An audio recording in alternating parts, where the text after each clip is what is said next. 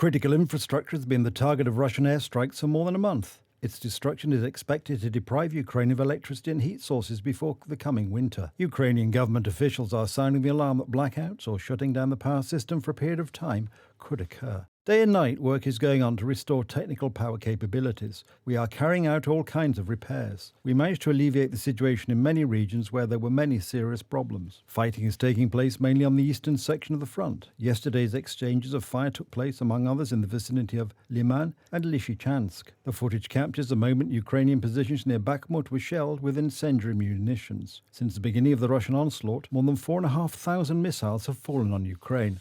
The fiercest fighting is taking place in the Donetsk region, although there are fewer attacks today due to worsening weather. The amount of Russian shelling, unfortunately, remains very high. In the Luhansk Oblast, we are slowly moving forward during the fighting. Yesterday, there were more than 400 artillery attacks in the east. We are grateful to everyone who holds our front and helps our forces. The south is defending itself, consistently and precisely destroying the potential of the occupiers. To date, Ukrainian police have opened 45,000 criminal cases in connection with crimes allegedly committed by Russian soldiers against Ukrainian citizens. 47 torture sites have been discovered. In Kherson, which was liberated a week ago, Ukrainians are trying to return to normality. The first markets have reopened, but today's Russian shelling was a reminder that a few kilometers away, across the Dnieper River, the enemy is stationed. The Russians, leaving the city, not only destroyed communications installations, they went so far as to blow up water and sewer manifolds. They stole most of the things you could take with you from here. According to the General Staff of the Armed Forces of Ukraine, since the beginning of the war, Russia has lost about 84,600 soldiers, nearly 2,900 tanks, more than 5,800 armored vehicles, and more than 1,800 artillery systems. In terms of the operational and strategic situation, Ukraine has the initiative.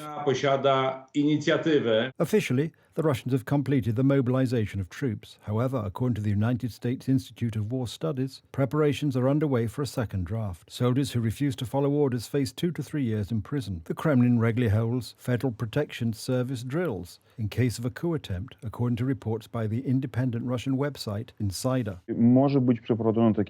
Such a coup may be carried out, perhaps not yet, but in the event of Putin's total defeat, which is imminent on the front lines, along with Russia's total defeat in the war. The overthrow of this regime is imminent. During the 68th annual session of the NATO Parliamentary Assembly in Madrid, Alliance Chief Jens Stoltenberg warned of new economic threats emerging from China. He stressed the importance of continuing to rearm NATO countries.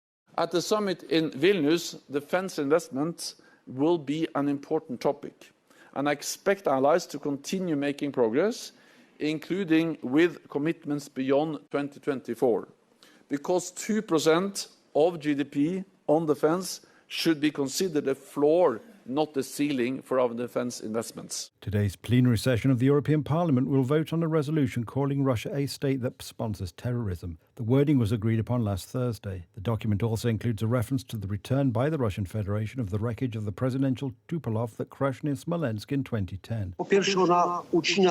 First, it cuts off all discussion as to Russia as such in the European Union Parliament. Recognizing Russia as a terrorist state is, of course, causing some countries who played along with Russia to go on hold.